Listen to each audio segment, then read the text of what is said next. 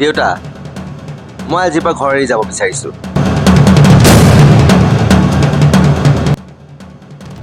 সৰুৰে পৰা অতি কষ্ট কৰি লালন পালন কৰিলোঁ। পঢ়া শুনা কৰাই ডাঙৰ মানুহ বনালোঁ। ভাবা নাছিলোঁ দে আজি এইটো দিন দেখা পাম বুলি। মইতো তোমাৰ ৰিটায়াৰমেণ্টৰ পিছত তোমাৰ ঔষধ পাতিকে ধৰি সকলো বস্তুৰ যোগান ধৰি আছো।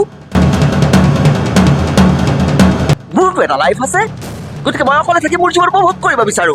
মোক ফ্ৰীডম লাগে বাছ। তই মোৰ পৰা আৰু অশান্তি পাব নেলাগে দে বাবা।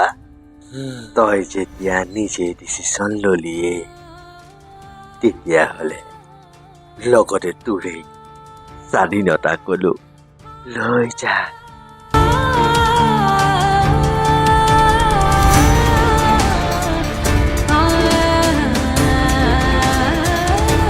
কি আছে ইয়াত?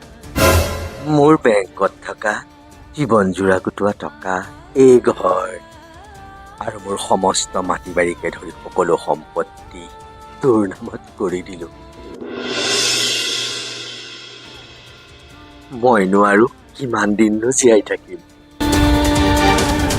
বাবা। গতিকে মই এইটোৱেই বিচাৰো যে মই যোৱাৰ পিছত যাতে তোৰ জীৱনত কোনো ধৰণৰ অশান্তি নহওক।